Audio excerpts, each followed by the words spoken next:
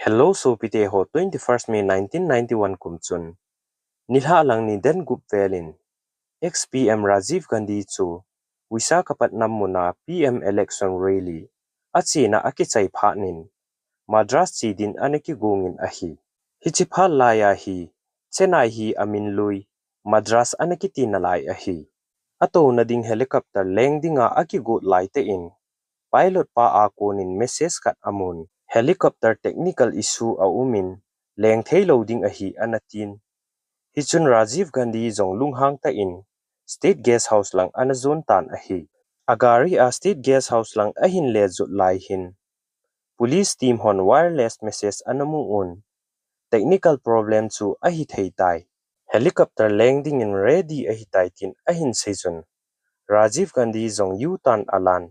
Madras zone dingin airport lang anazon tan ahi. Rajive Gandhi chu akinoval si chun. Ama personal chief. OP sagargari da nga to chu. Anhet sa manlo ahi. Helicopter achun atovin. A personal team hol zawlovin. Hiti chun Madras lam anazon tan ahi. Janidan gitle akedonin agalhungin. Madras airport na Congress lam kai tampin analam tuun. Hichizan mama chun Sriperumbudur muna. Election campaign boldingin anachi paijin. Jan pung somle minute somnin. Sriperumbudur mun analhungin. Satlaita ahi zingwangin. Congress support din mihim. Asang alak val Rajive Gandhi support din. Aniki khomin amazong. State lam zona achi zinglaizin. Pung somle minute somla ku donin. Bom hatta anapu kein. Second phabip sungchun milham ho ogin le. Kagin anaki zan. Minute phabip zowin bompu ke zia. Mi som la gate athi he ti chu. Ahung ke hetsenin hila achun. Rajive Gandhi zong anazaw than ahi. 22 May 1991 ni khon. Zinka newspaper achun Rajive Gandhi thi thu. Aniki sejin. India sungpumpi anahut lingjing tan ahi. Prime Minister Chandrasekhar zong. Bu Baneswara rally achi chu. Kichailo laijin Delhi anakile in. Gangta in emergency cabinet khat anakuvin. Hichi meeting achun. Intelligence chief zo se. Ro. Intelligence bureau le. Military intelligence head ho. Anazawun ahi. Ahin lungdon umta chu hichi thilsu chungchang hi. Khat chan anahep hapuvin ahi. Hichi hi Indian government dinga chat umta khat anahin ahi. Aji chu hichi masang hin. Biggest high profile assassination ni.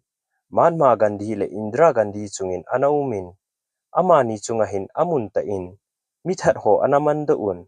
Ahin Rajive Gandhi chungahin. Kun atha hamti anamando zo povin. Akimat do na ding evidence zong ana umpon ahi. Bompu ke zi chun evidence zo se anakalhatsay zin. Chule bom supu ho evidence zong ana umpon. Abona blind case anahin ahi. Government in gangta akoy hunung ahi ti amat do va alova ahi le. Media le news ho a. Thudi ilo hungpo do ding ahi zi chun. Government in zong SIT. Special Investigation Team khat anasim doon. CBI Director, IPS Officer, Dr. Kartikian, Lamkaijin anapangin ahi. Site team ahin top officer tampi anazawun. Amoho hin bompu ke chu, koi khutnung hiza. Iti apo ke sa uhamti anaboy pivin ahi. Hichithilso chungchang hi Times of Indian journalist, Anirudh Mitra in. Abulapat achay nagay cover hoita in. Anabolin. 2022 kumchun. Alekha buji. 90 days. The true story of the hand of Rajive Gandhi assassination chu. Publish anabolin. Chule hichi lekha bu akun hin. Dahan Rajive Gandhi assassination case kiti. Web series khat zong anatho un ahi. Bompu ke a evidence ho zo se mejin akavam ji chun. Hichi case a investigation ho hin. IPA pat ding hamti. Koiman anehepo vin thillelo.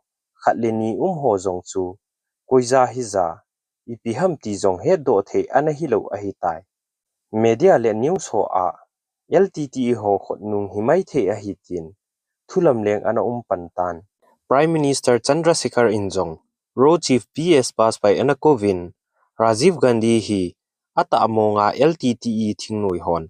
athau hamti anadongin ahin LTTE International Secretary Chief Krishna Kumarin hiche assassination chunga kisamkaina ima aumpui anatin ahi azi chu LTTE lamkai Krishna Kumar Elias Kitu hi ro agent ahi chule ro honjong Rajive Gandhi Kitha na chunga gamdang mi ahi ding anata san povin chule Kashmir gama Sikh thingnoi hojong anaging mo povin ahi 22 May jingka in Tamil Nadu Forensic Lab Director Dr. Chandrasekhar in newspaper anasim chun thilam dang ta khat anamudo in hichi athilmudo akon hin hichi kes chungchang khul na lampi anakhongin ahi newspaper a bomb blast namun lim kita do achun camera khat amu in hichun Chandrasekhar in atim ho koma hichi camera chu hoiza uma koiza hamti a khul do divin thu anapin hichun hichi camera chu photographer Hari Babu a ahiti ana hedoun ama hi hichi bompu ke na achu ana thi a hitai bompu ke zo chun CID hon hichi camera chu anamu un CID a kon mi khanin Dr. Chandrasekhar anaki mupin atim ho camera a lim som ho chu ana pevin a hi hichi lim som ho la achun lim thupi ta khat ana umin hichi lim achun numei mit be ki be sari orange le green color ki a khanin pa avui a khonin a choizin adingin a hi hichi sari ki a numei nu pangachun pasal khat von kang ki a khat journalist bangin lekha khat a khunin a choizin adingin a hi bompu ke ho a konchun a khulun a hi le hichi hi mihem bom a hi ti ane hedo un bom hi stage noi a hi lo le gari a ki koi hi lovin mihemin ata sa a apu a hi forensic lab hon bompu ke namuna chun von blue khat le wire green khat anamudo un hichi a kon hin lima ki mu nu mei nu hin ata sa a bom apu a hi ti ane he chen tawin a hin limho achun Tamil Nadu Police Sub Inspector khat Rajive Gandhi to kinai chan anau umin bompu ke achun hichi police nu hi anaha ki to kha in a hin wang phat pi in hospitala akizen na in anadam do in a hi Sub Inspector nun aseina a voneng ki a nu chu ka khamin a hi le Rajive Gandhi in akovin hichi nu mei nu ko ma chun kicha hin lungnom ta in umin atin hichi asei zo chun nu mei nu chun Rajive Gandhi keng thamdin akunin hichun bom anapu ke paitai atin a hi ama nun aseibe na a photographer Hari Babu in VIP area a ahunglu nadinga anaki thopi a hi atin a hi hichi zo chun investigation bol hon pasal le kha choi pa le limka pa zong chu hichi nu mei von eng von nu to chun kithu ko muham ti ana he them thei povin ni kho pha bib zovin Hari Babu in aga khulun a hi le pa avui bom blast anu mei nun a choi to ki bang chet khat anamu do un hichi tailovin boxunga LTTE lamkai Prabhakaran limle Hari Babu in adongmanu dinga azi letter khat anamu un a hi hichi letter achun kichi ta in kichat umta mission khana ka chi ding a hi tin anasunin a hi hichi zo hin Tamil Nadu gam Vedaranyam khopi a police on routine check abol nawa pasal gol hang khat bite a ha ta a hung thlai jing lai chu police on ana khamun hichi gol hang pa chu a chan a paudan ho a konin Sri Lanka Tamil ho a hi ti agin mo pha nun police hon jong police station a thudo odin ana puizun a hi le hichi pasal pa chu Sri Lanka mi amin Sankar Koneswaram ana hin a hi police hon jong Hari Babu in camera a lim ala ho chu avet saun a hi le von kang ki vona lekha choi pa chu Siri Vasan a hi atin a hi aman a sei be na a Siri Vasan hi LTTE lamkai Prabhakaranin asipaila azong ata sen pen a hi atin a hi chule ama zaw na a Siri Vasan lamkai na a 1st May 1991 ni khu a Sri Lanka a kon India gamsung hunglu nu a hi police honjong hichi pasal pa thil ho chu holchilna aneijun a hi le diary khat amu un hichi diary sunga chun nalini kiti numei khat phone number akizi in chule das kiti pasal khat number zong akizi in ahi police honjong nalini chu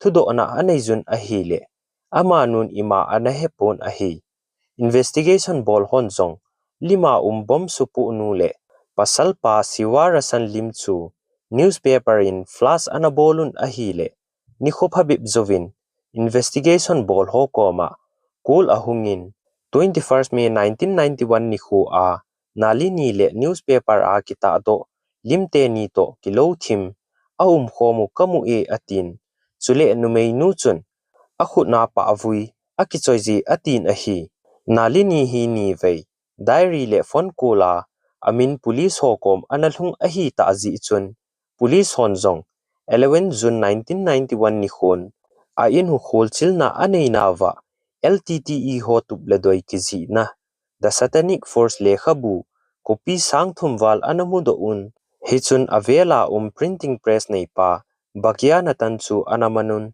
thudo ana ananei jun ahile bakya natanin nalani chu kanau ahin lima songkhol kang chu siwara san ihin ama hi amit khatlang cho ahin bom supu nu hi amin dhanu ahi atin chule anawnu nalani le adoma pa marugan ahi lo le dasong hichi bom kisu pu na a planning la ahi zawhon ahi tin kichen ta in police ho anasei pi in ahi ama ho tailovin zong suba kiti numei khatzong anazawin danu le suba hi LTTE te secret agent black tigress a panghon ahi hiti chun siwara san nalini suba le morgan ahi lo le das kitipa chu wanted lisin anakoizun Tamil Nadu state munzo si a alim ho anata daun public mi amumu police ho koma asei divin thupi na ananeyun ahi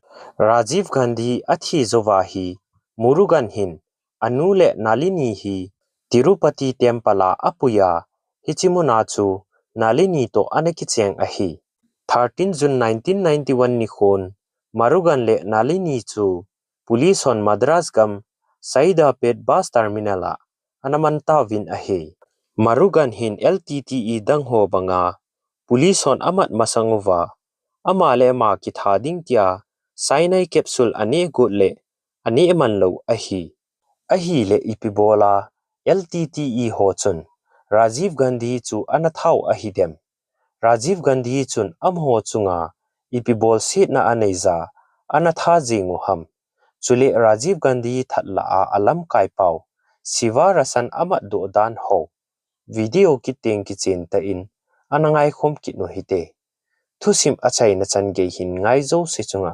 kipa thu ka hin seje chule video kiteng kimuto kidingin ikiti move ka kipa e